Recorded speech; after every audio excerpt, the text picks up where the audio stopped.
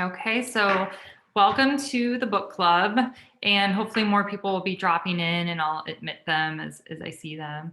Oh, we said hi from Arizona. I'm putting my youngest to bed, and oh, why your video is off? Oh, that's sweet. Yeah, that's good though. I'm hiding from there's one kid up still, but yeah. So I'm in my pajamas, and then I have my glasses on, and these actually have blue light blockers in them, so it's nice because they're built in already. So I wear these at night. I wear these when I work in the ER, because then that blocks a little bit of that light. So let's talk a little bit about sleep. So I'm going to kind of go over a little bit more detail of what the book said, but it was a shorter chapter. The nutrition chapter was like a lot thicker, obviously, because I'm like that. I think is just like so important. But when we look at sleep, it's something that we don't always talk about, right? You might go to the doctor and they won't talk to you about sleep. They won't even ask you about your sleep unless you bring it up, right? Unless you say, where it's gotten to the point where it's so bad.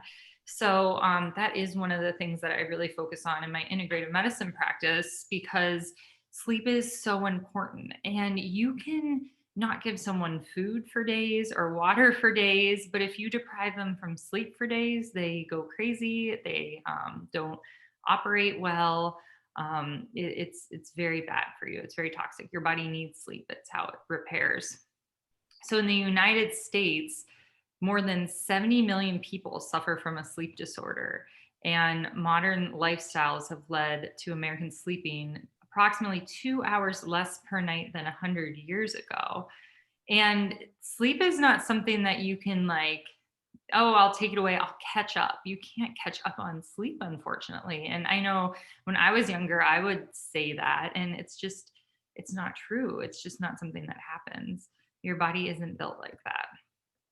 So the problem is when we have sleep deprivation, and specifically REM sleep deprivation, it causes issues in memory consolidation, learning, and also affects our neuroplasticity. So our flexibility, how we learn, how we remember things, all of that. So it's really important to focus on our sleep. And sleep with the immune system is so important. So, one thing that I think is kind of bananas is that everyone is so worried about COVID or, the flu every year or whatever.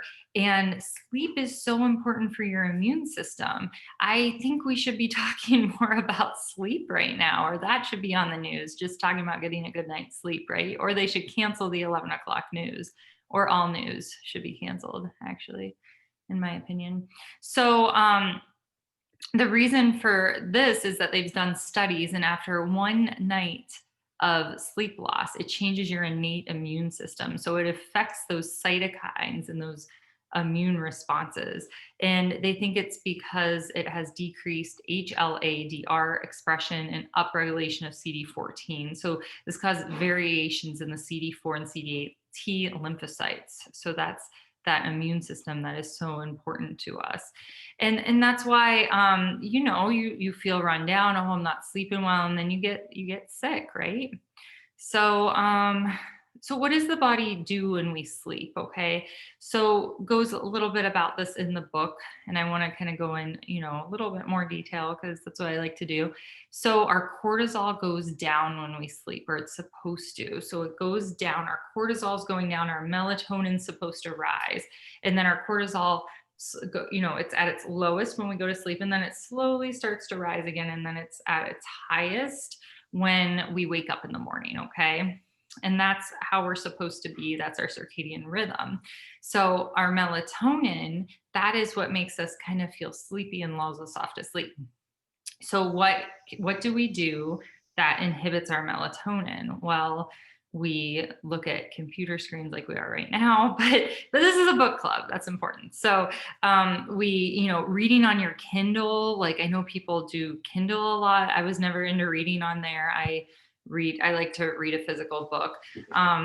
We do things that are stressful and maybe increase our cortisol, and our cortisol is going to mirror our melatonin. So all of these things affect our melatonin secretion. Okay.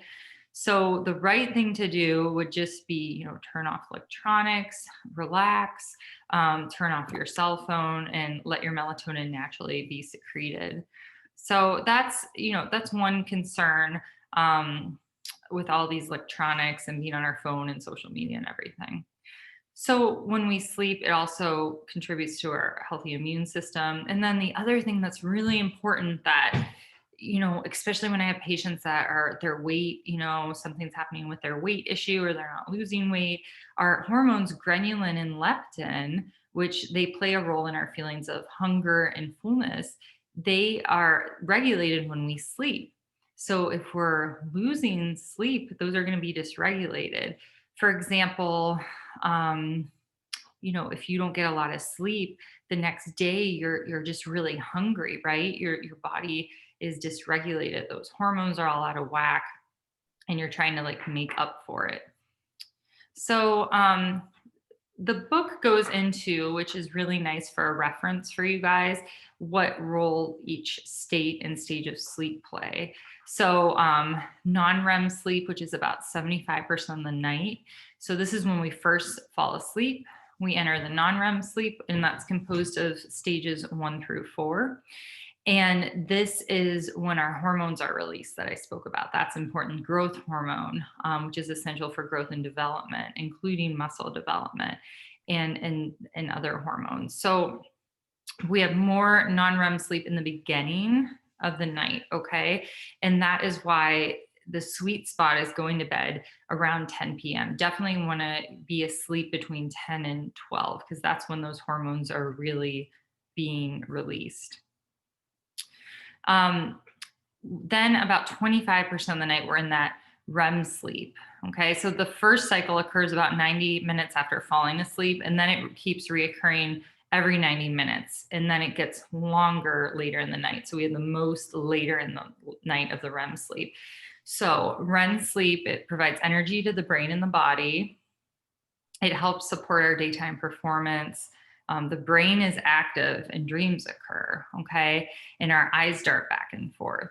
So this is when the body becomes immobile and relaxed because our body doesn't want to act out, right? Our dreams, okay? That'd be bad, right? So that's why your muscle is shut off. So it's really cool. There's actually a book that kind of goes, I meant to grab it before the book club, that goes in a little more in depth that I'm reading right now into sleep. It's called Why We Sleep. I should link that somewhere in my social media. But it was really cool because it's written by a PhD and, he has studied sleep forever. And he was talking about, REM sleep with, say, animals that swim like sharks and dolphins. So half of their brain sleeps at a time because if their whole body went into REM sleep, they wouldn't be swimming anymore, right? So kind of cool stuff like that. But dream sleeping, very cool. It's important that we do dream and go into that REM sleep for many reasons. But if you're not getting into that sleep progression and you're not sleeping properly and going through all of the sleep stages, the non-REM 1 through 4, and then the REM sleep, then there's a problem and you need to address that. So, because it is important with how our body functions.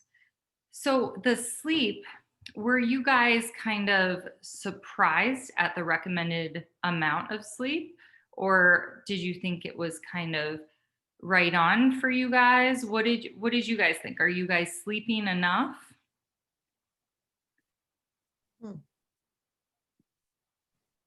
I definitely make an effort to, this is Laura. I definitely make an effort to get at least 8 hours of sleep every night. And Yeah. that's just kind of how I've always been. And with the children, that's been my number one priority with them like their entire life. Hmm. One, to wake them up in the middle of the night to eat, like just sleep was so important. So even now, like, I was happy with where a 3 and 5-year-old should be because they're getting the 11 to 12 sometimes 13 hours of sleep at night, which makes me feel better that I'm doing what I'm supposed to be doing. Yeah, that's really good. Especially you brought up the point about kids. You know, we have to make sure our kids are sleeping. Especially, you know, the kids get older, they want to stay up late. Their friends are up late. Oh, like sleepovers are really hard. And every time the kid, you know, I'm like, oh, it's just one night. But then I'm like, they can't bank sleep, you know, I'm like, they can't, you know. So, you know, looking back, and I'm sure we all pulled all-nighters, right? Um, like how many people pulled all-nighters like in school or whatever, or with friends? Yeah. And literally it's so dumb because it's the worst thing you could do for like memory retention, right? I mean, it's so crazy. I mean, I wish I would have you know, no, or they should teach it, you know, your professors in college, they should say, don't pull all-nighters. It's gonna make your memory, you know, somehow I passed my classes, um, but yeah, I mean, it is very interesting. Here, let me read some of the comments. So Leanne had a sleep study and was told she did not get into REM sleep, always tired. Oh, well, yeah, that's not good. So yeah, so we'll talk about there are some like medications and stuff too that can be an issue. So did they ever figure out why you didn't get into REM sleep? So we'll let her go. But yeah, so newborns sleep about, you know, 14 to 17 hours is recommendation at night.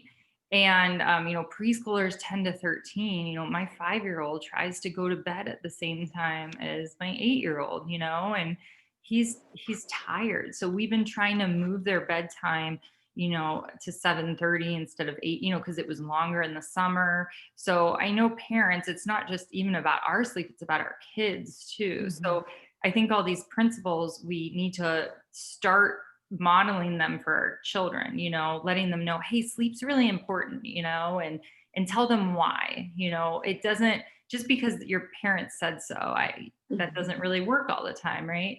So explaining it to them, you could even talk to them about hormones or, you know, your growth hormone to grow big and strong and be good at baseball, you know.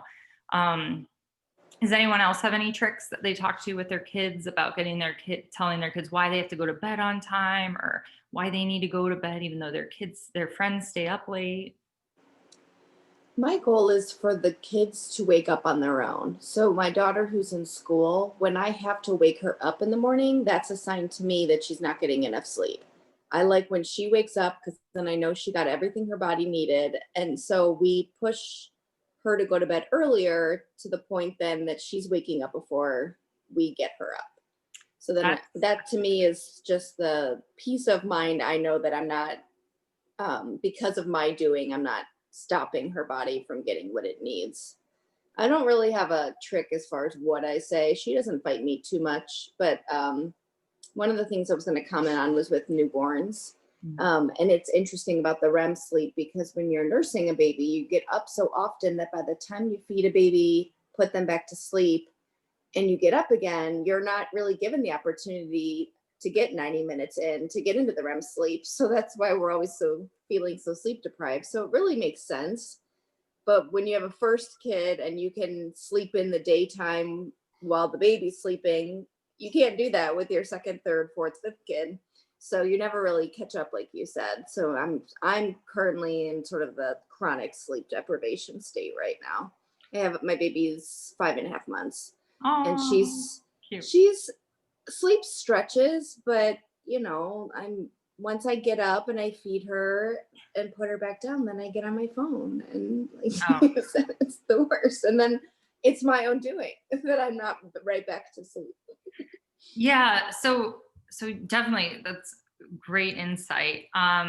So women that have kids and men too, but I know there's mostly women on here, though my dad's listening, but we're breastfeeding, we're taking care of them, you know, we're up breastfeeding, so we might as well just stay up with them, right? I know my husband, you know, would help like change diapers and stuff at night, but then I'd get to the point where I'm like, you have to work tomorrow, I'll just do it. So yeah, sleep when you can, you know, sleep during the day, all of that. But yeah, I feel like that's why women have so many autoimmune presentations after giving childbirth, because you not only have the stress of childbirth, you get this sleep deprivation. And then, a lot of people get postpartum anxiety and stuff because you're not sleeping. So of course you're going crazy. And then I'll even have some patients where they will get in this chronic state of, the anxiety about not sleeping and not functioning, postpartum. So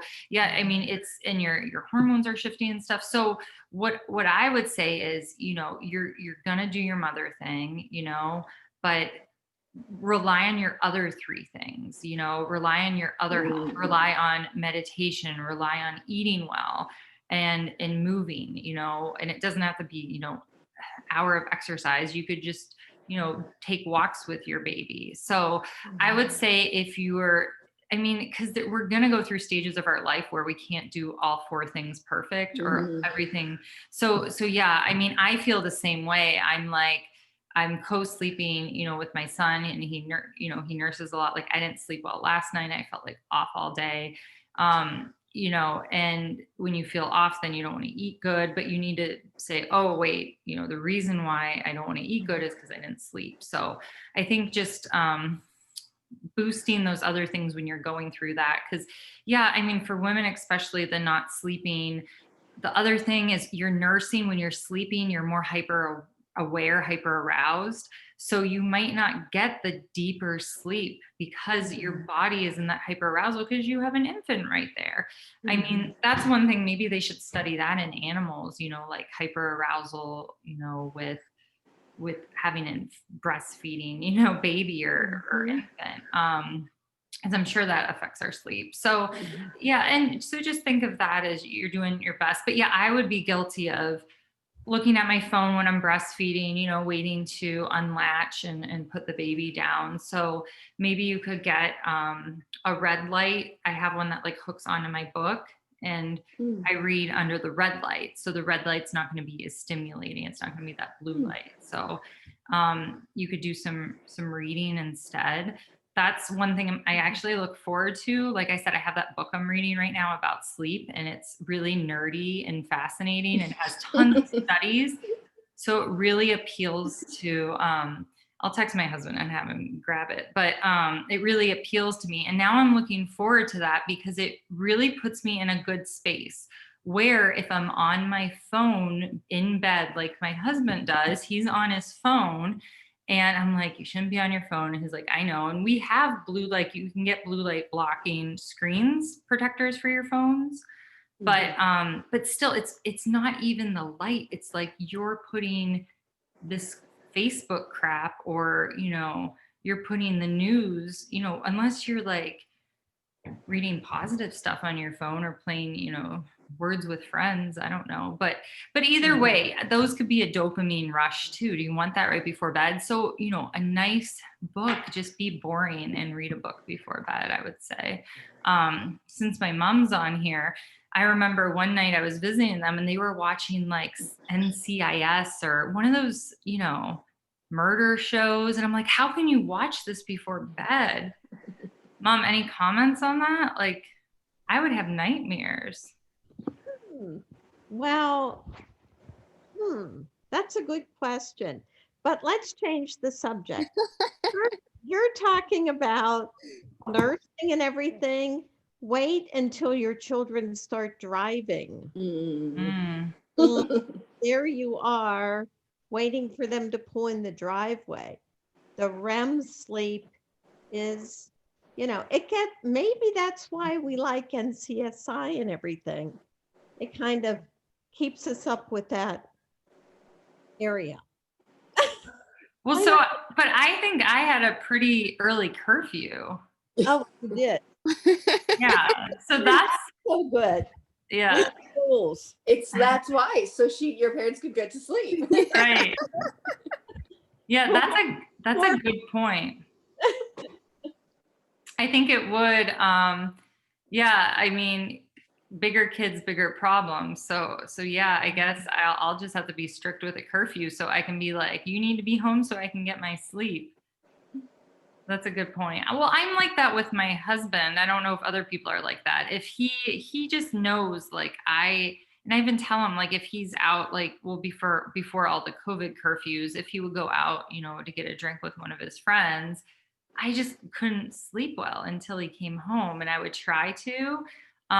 It's easier when he's out of town because I know he's out of town, but I still like to make sure he's back in his hotel if he had a dinner. I don't know if anyone else is like that when their spouses travel.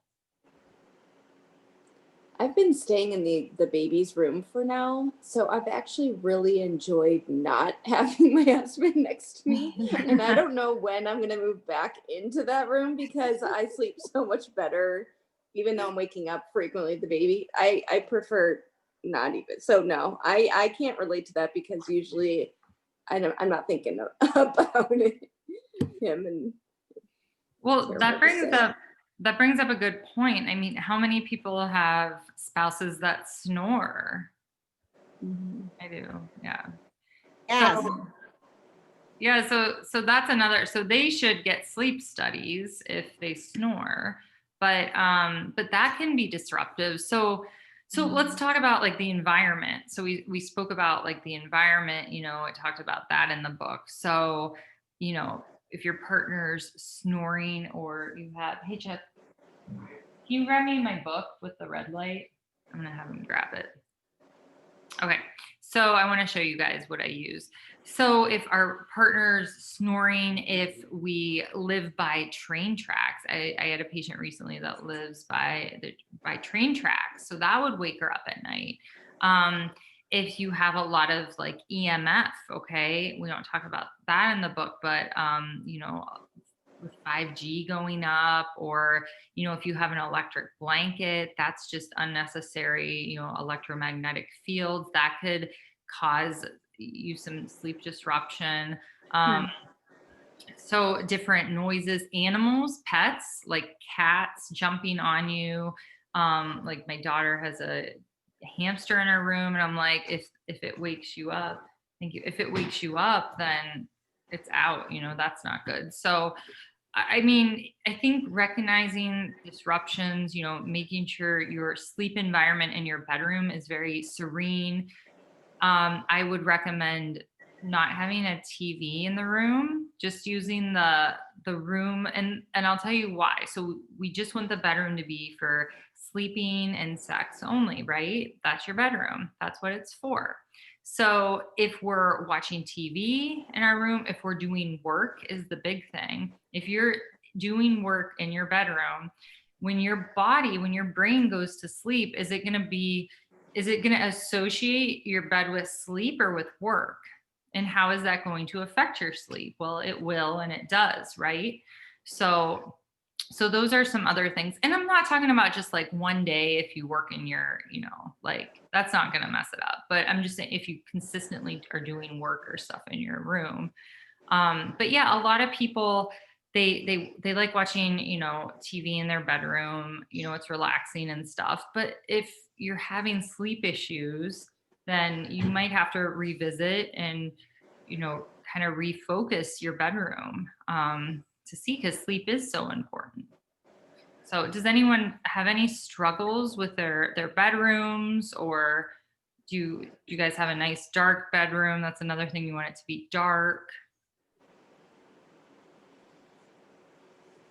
Like recently the kids have wanted like a nightlight in their room, and they have the door open, we have the door open, so like the light from the nightlight just really gets me sometimes in the middle of the night. And I would like to close one of the doors, but it's just like it's just something to deal with right now. Right. Yeah. So maybe, I would probably take the nightlight out. I know if they have to go to the bathroom and stuff, but really, I mean, we shouldn't be going to the bathroom much at night.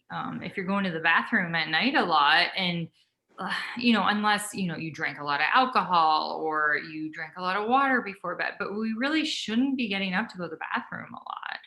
Our body should be able, if you're doing that, that's a whole nother issue. So So yeah, night, I used to think nightlights were good and stuff, but now, the more I read about sleep and learn and see the research, we should just not have them. I mean, really the only time you should have light in your room is like when it's a full moon, right? It's like natural, like moonlight. And that we our bedroom, we have windows that are open and we don't draw the curtains shut because it gets really dark. But when it's a full moon and it's not cloudy, it's beautiful, and I actually enjoy that. um but so Leanne has some pets. So what, the dogs, are the dogs in there with you? Oh, that's, yeah. So kick those animals out if they're bothering you. So our little 3-pound Chihuahua sleeps next to my bed because she's just a doll, and she just is good and doesn't make any noises. We have hermit crabs in our bedroom, but the only time the one made a noise was when it was trying to climb out of the cage because it didn't have water. But yeah, I mean, otherwise they would be out of our rooms. I hear crazy stories. Oh, cats run around. Oh gosh, that's what Leanne's saying. Her cats in the chat, that her cats run around. Yeah, kick those animals out. Lock them in the basement. I mean, your sleep is your pets will get over it if they're causing trouble. Now, if they're good and they behave, then that's different. But I mean, husbands are enough, and spouses and wives, snoring. So you don't need any more distractions. But the light that Laura brought up, that's a really good point. So does anyone work night shift or third shift?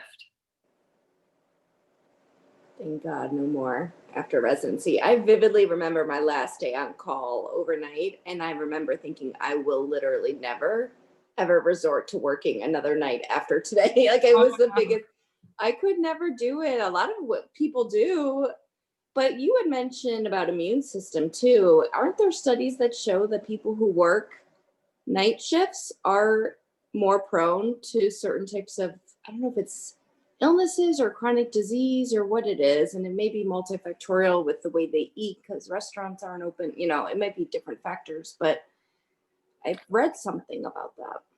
Yeah, so it's called light at night. So light at night is actually like a carcinogen now. It's like a class, I forget what class, carcinogen to be working at night and being on night shift. So, and I've been to hormone conferences, and I always ask like the same question to see if it's different. Like, what do you do for patients or yourself if you work night shift, to balance your cortisol and your hormones? Because and they say get off night shift.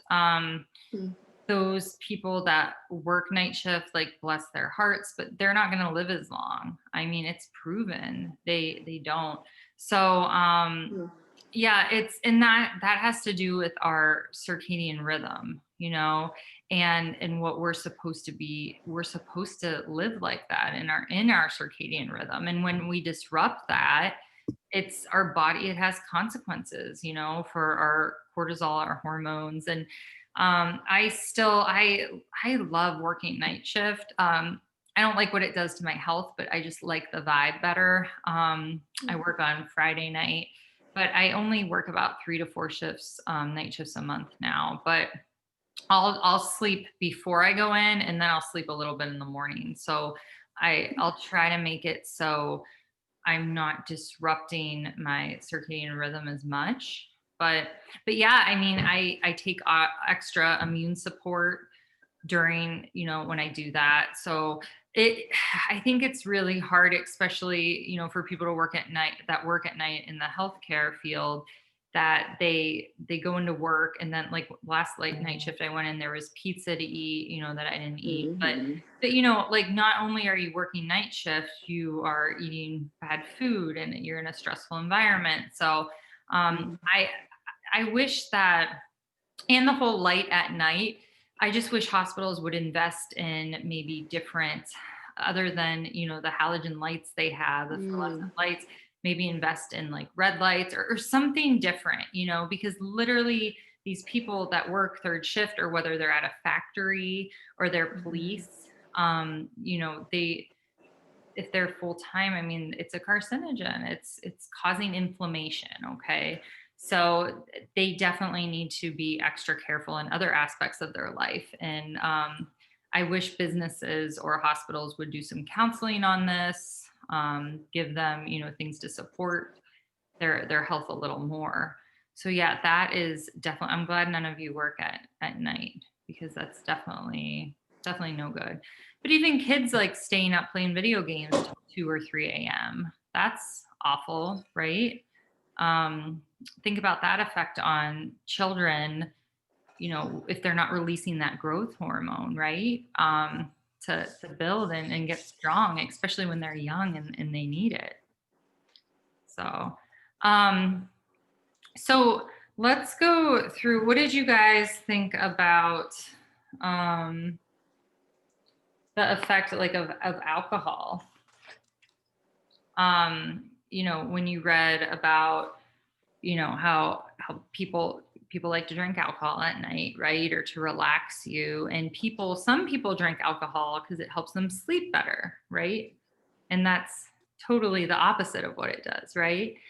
So, so it suppresses the REM sleep, and it increases the awakenings you have during your sleep as the alcohol wears off. Okay. And also with alcohol, you might be waking up more to use the bathroom, right? Because alcohol is a diuretic. It could also, cause reflux a little bit more and all of that. So when you're looking at alcohol, you're just not going to sleep as well. And people will wear, an Aura ring or use their iPhone tracker, Fitbit or whatever, and they'll track their sleep, and they'll notice if they drink alcohol, even if it's just one drink, it's going to affect their sleep quality, right? So me personally, I'll have some drinks every once. So over the holidays, I had a little bit more drinks than normal. But when I read this study in this one book that said that breast milk, if you are nursing the baby and you have just one drink, which is okay for breastfeeding, and the baby then will suppress their REM sleep too. So now I have this extra guilt that I'm like, oh, well, do I really need a glass of wine, or should I just have some chamomile tea? So what do you guys think about alcohol? If it's going to affect your REM sleep, which is affecting your health, does that kind of deter you a little bit more, or are you guys like, it's fine? Anyone? For me, that it definitely affects my sleep. Like I wake up so frequently, and then when I wake up in the morning, I'm like, gosh, that was just total waste, like it's not even worth it. And then you know a month or two will go by and you're like, man, I just really want to drink. And then you're like, why did I do that again? Like it really does. And then the whole day you're like paying for it, not that you're hungover, but that you just got really poor sleep. Right. Or you feel off, or, as we age, our bodies are not as resilient, or like, I feel like for me, I'm healthier than I was, and my inflammation is down so much that when I have something that can inflame me, or is, I don't feel as optimal, and I'm like, I don't like that. So I think many things, but I still like having wine from time to time. I think it's interesting because another thing about sleep environment is if, you go to a different environment, say to a hotel, or you're going to your parents' house or a friend, and you're sleeping somewhere different, your body's going to be a little bit more hyper aroused and more aware. So you're not going to sleep as well. So, pair that with like maybe having a drink and stuff, then you could be a little bit off. Like when you go on vacation and you're not sleeping as well in the hotel, that could be why. Also, people with trauma, when they were a kid, if people have had trauma such as, abusive parents, or, something else that happened in their home, they might be not good sleepers and in that hyper aroused state and never really getting into a deep sleep. I've talked with patients about that before, and that's an issue. And that's when you need to go into, do EMDR and stuff like that. So, a lot of things with our brain, right? With sleep, that it's so fascinating. So, let me see. I'm gonna go over a few more things. Um, Restless leg syndrome. That can be another thing that keeps people awake, and I know is an issue a lot of the times. So a lot of other like medications so can affect your sleep. So antihistamines, a lot of people take things like Benadryl and antihistamines to go to sleep, but it has negative effect on your sleep quality, right? So like I am not a fan of those. There's other alternatives. Another thing, beta blockers tend to have some side effects, which is a blood pressure medication and can cause some insomnia in some. Diuretics. So if you're on something for blood pressure that makes you urinate more, has a diuretic effect, that can cause some issues also. So you also want to look into medications and drugs and stuff when you're looking at sleep quality. And one big thing that we don't think of as a drug, but it's honestly like I think the world's like most abused drug is caffeine, right? Caffeine's a drug, it's a stimulant. So so caffeine can affect our sleep. So I usually tell people, no more caffeine after noon, after lunch. You don't want to have it at 3 p.m. for that afternoon pick me up. Not a good idea, right? That could affect your sleep. Some people, caffeine does affect them a little bit more than others. That has to do with how you metabolize it and stuff. But yeah, caffeine is a big one. Do we have a lot of caffeine drinkers? Do you guys notice that caffeine can really affect your sleep? It's interesting you say that about not to use it as the late afternoon pick me up because I absolutely do. And I regret it every night. But Oh, I'm not quite sure what my other option is in the moment. I don't know if you have a suggestion. If there's something else I could do to just because I could do something in the moment that maybe gives me energy, but it's not lasting me any length of time. yeah. So 3 p.m. is like everyone's little drop. And that's because you're having that slope of your cortisol, because your cortisol kind of looks like a lawn chair. It goes like that. Like you get a little pick me up around like 5 and then it goes down for the day.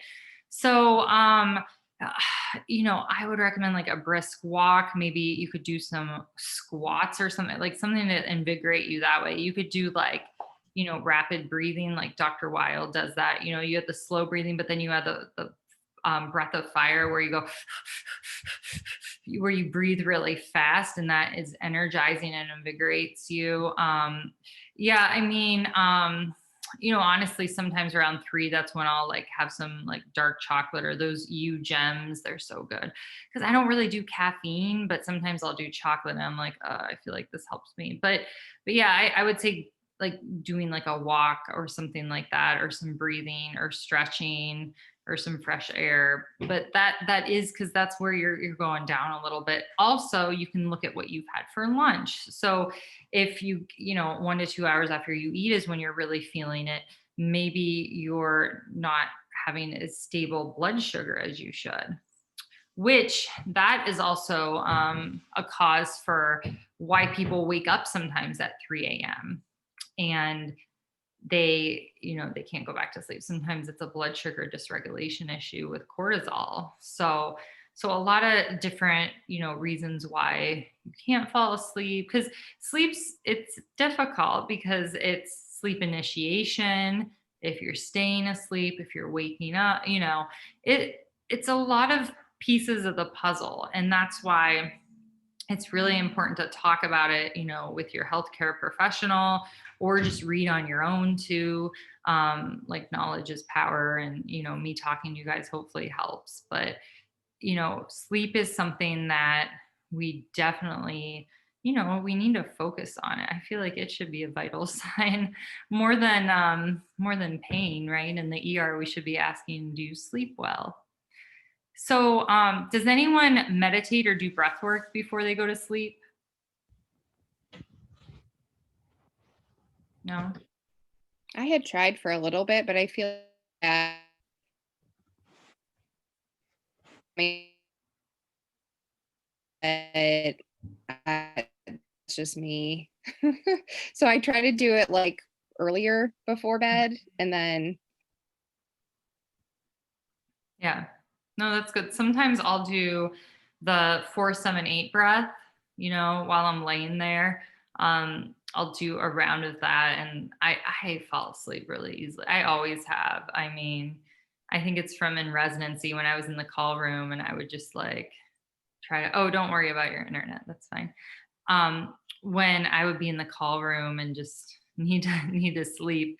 But it's funny, speaking of that, I don't know if any of you have this kind of, like for me, sometimes I'll still have dreams that I missed, the bus, in high school, or I'll dream that I missed a phone call going off when I was in residency or my beeper going off. So I think it's really interesting when I go back and like try to analyze this or reflect this that I maybe sometimes I am more like hyper aroused, hyper aware when I'm sleeping and not getting that deep sleep because maybe I do need to do breath work or meditate before because I have obviously some anxiety on my mind if I'm dreaming about like literally missing the bus, when I'm in high school.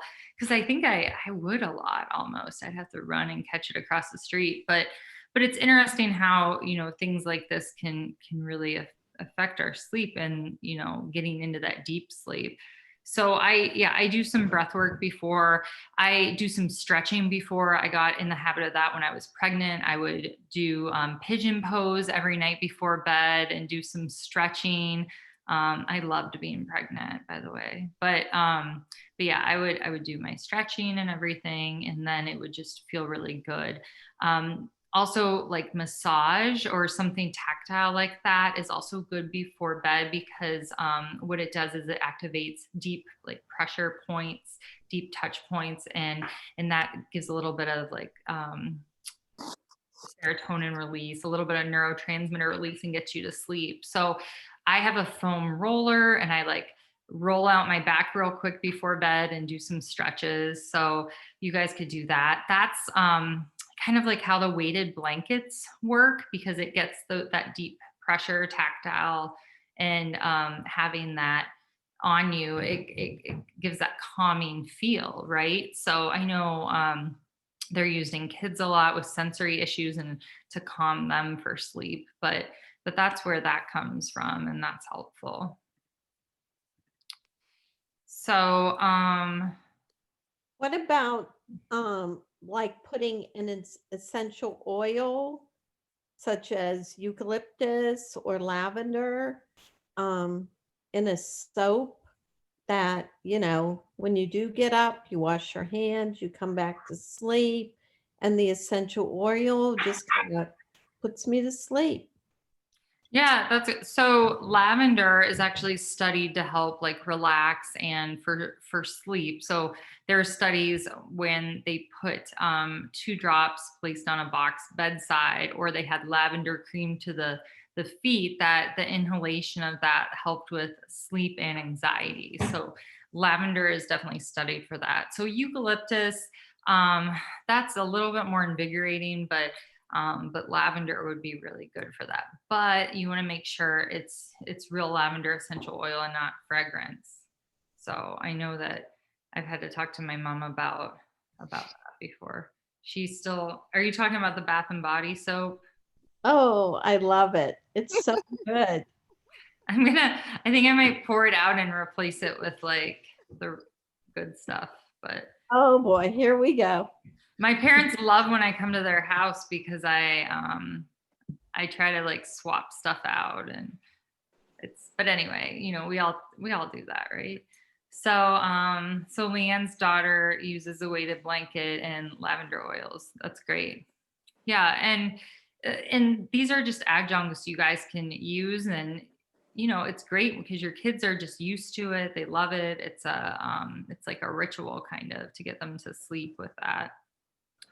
So, I spoke a little bit about chamomile tea. You know, tea is really good. It can be kind of like a ritual too. Get your cup of tea and watch TV or do what you do, in the evening, with your family, husband, that kind of stuff. But chamomile, though, if it's too close to bedtime, it can sometimes give a little bit of a diuretic. You just don't want to be drinking too much, and just see if you wake up and have to go to the bathroom or not. Okay, so what else can we talk about from the book? I don't want to get too off subject of the book, even though I could talk about other stuff. So like the common myths of sleep, I thought were really interesting to kind of normalize some things. Like good sleepers fall asleep quickly. Well, you can take up to 20 minutes to fall asleep. Just because you don't fall asleep within 5 minutes, doesn't mean you're abnormal. So just, that would be, maybe when you just pull out your book or you do your breath work or you put on like a meditation app. So like Insight Timer, you could, search sleep meditation and you could put that on, right?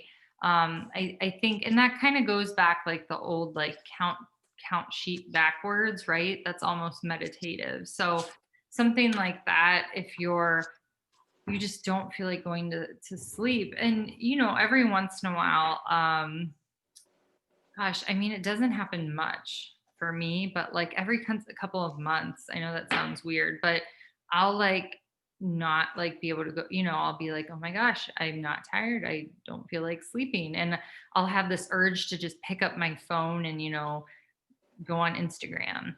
And I'm like, not gonna do it. Like I literally have to like fight that urge, right? I mean, social media and stuff can be powerful. And that's when I have the book next to me, a book that like I'll get excited about. And it's boring because I can't read.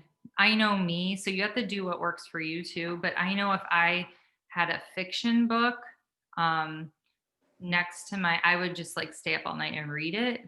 So I like have nonfiction that are like, they're really still like, I still want to read them all night, but I can put it down. Right. So, so yeah. So if you struggle a little bit with that falling asleep from time to time with me, like I know the few times it was, gosh, 2020, anxiety, like what is going on in the world? And like some stuff with the business has kind of made me not sleep well. So it's actually been kind of humbling because I've been like, wow, this is like what people feel like when they can't sleep, not to that level, but yeah, because usually I don't have any problems. So do you guys do you guys think you're gonna change any habits or anything after reading this section of the book? I want to get the night light, the red light. I mean, for my room. I think that's a good option, good idea. Mm-hmm. Yeah, I'll show you what I have. So it clips on. So see, little red light. I should see if I can get like a coupon code from this company or something. Maybe I'll reach out to them. But it has 3 settings. So I always do like the last, or the first, I mean. So it just flips onto my book. My husband says it's still bright, but it doesn't wake up the baby, and it's nice red light. So because they have these like with the white light, so this is perfect because it's red. So I'm very happy with this. I think I charge it. I haven't had to charge it yet. Yeah. Oh, so this is the book I was talking about. So if you guys want to read more about sleep, I should see if I could get this guy on my podcast. But Matthew Walker, Why We Sleep. Who told me about this? I think my Prolon rep or something told me, but we were just talking about stuff. But I dog tagged a lot of this book, but it goes into really, really good detail, right? About this. This is probably my favorite. You guys see that? Kind of. Okay, so see the spider webs? So they actually did studies on spiders. Okay. So this is a spider web with normal. Okay. So with like after, just like normal sleep, whatever. Okay. This one is on LSD. They gave spiders LSD. This one's on marijuana. This one's on speed. And this one's on caffeine. Wow. Look how messed up the caffeine one is. So it's just very, because this is, talking about the effect of caffeine, and what it does to your brain and the restructuring and what your brain's supposed to be learning and doing when you're sleeping. So I guess that book would be if you were like wanting to get really crazy with your sleep, because I'm at that point where I really like want to like niche and just do better, know more, and then be able to teach my patients knowing more, and nerd out. So that's a fun one, and then you could read it and then go to sleep right after reading it. So but I mean, yeah, or obviously you guys are all reading this, but yeah, so anyone want to talk about anything else or have any more questions? Because we're wrapping up here a little I have bit. a question. I'd like to get your take on supplementing with melatonin, if there's an appropriate time and place for that. Mhm. And there are certain foods I remember reading about that increase your melatonin production. So for my kids, my one daughter specifically, we try to give those foods, but there are no long-term studies on kids with melatonin. So I'm just curious what your thoughts are. Mhm. So I think that you should work on everything else, right, before trying melatonin. I think though, people that aren't going to work on things that they need to sleep, and melatonin is better than Xanax or Ambien. Geez, Ambien or like Benadryl. I mean, but people are on this stuff and people get addicted to it, and doctors think that they're doing good because we're taught in medical school, you have a diagnosis, here's a drug to fix it, right? So it's actually good that more are using melatonin. But I'll give you an example of this girl I saw in the ER, and I went in there after like the mid-level and went in, and she had like overdosed on melatonin gummies and stuff. And obviously it wasn't a big deal because you can't really overdose that much on that. But so, oh, I love you of your pump out. I just saw that. Oh, yeah, That's sorry. awesome. No, that's fun.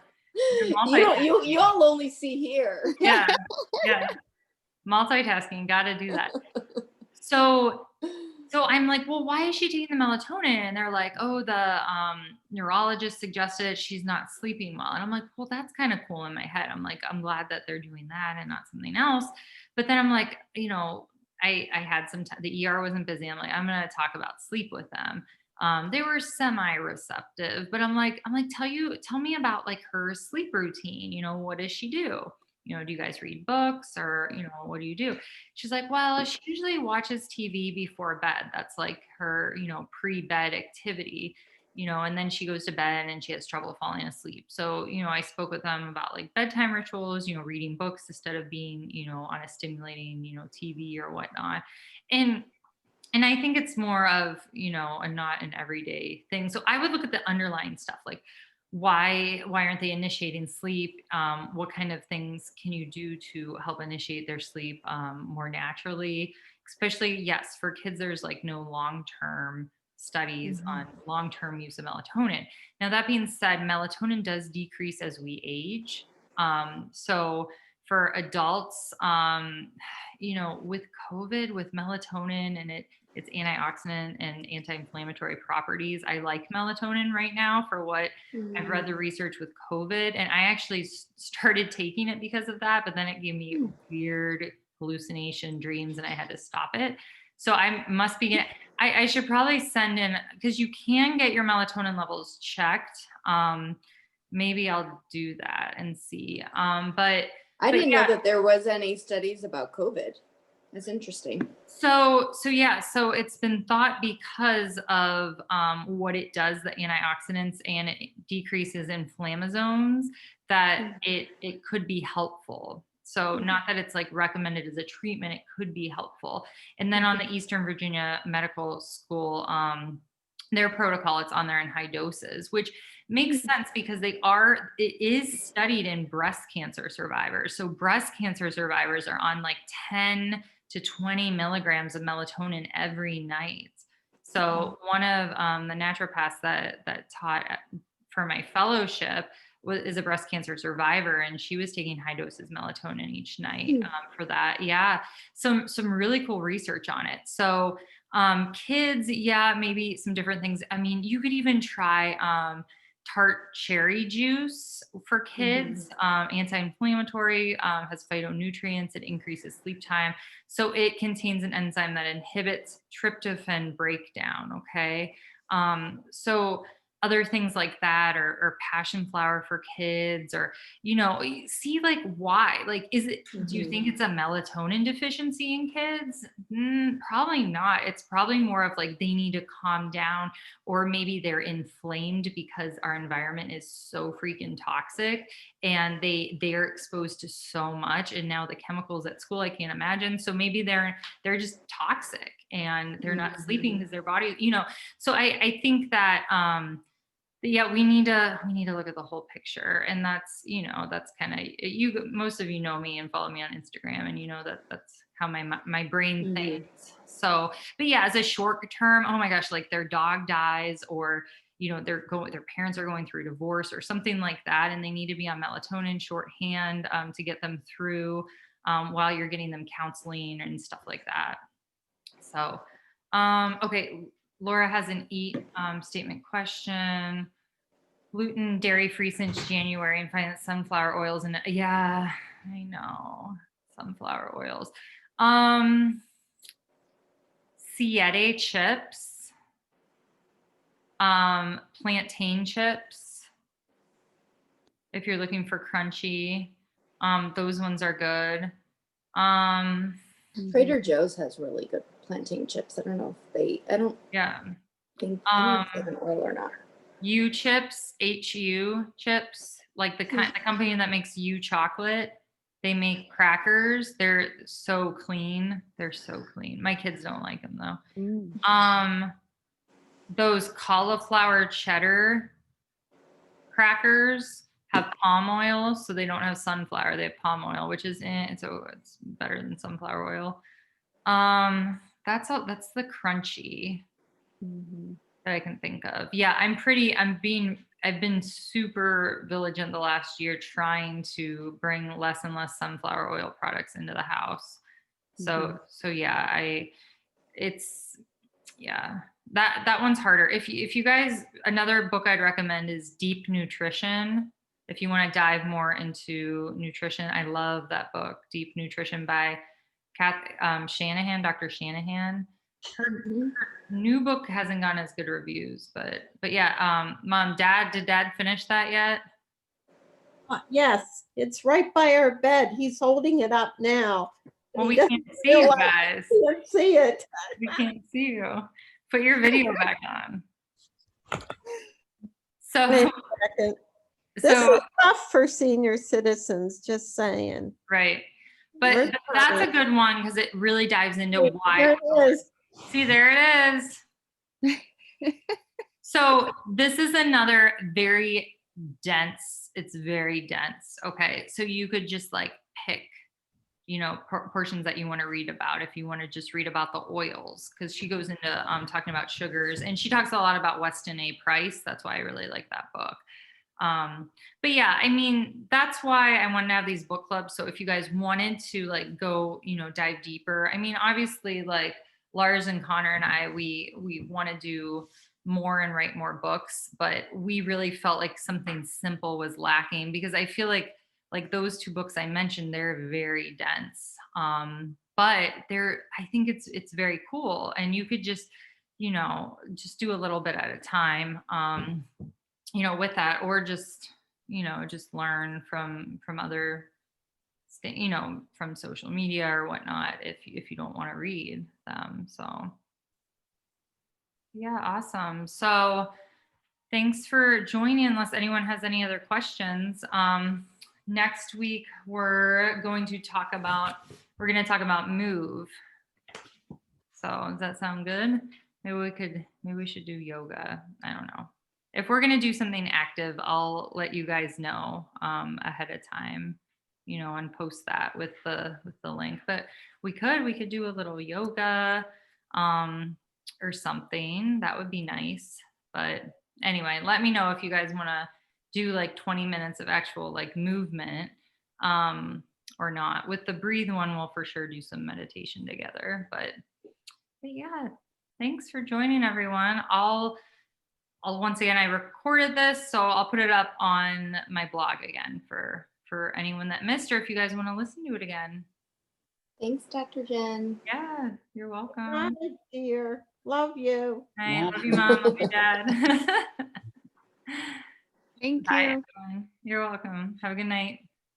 Bye.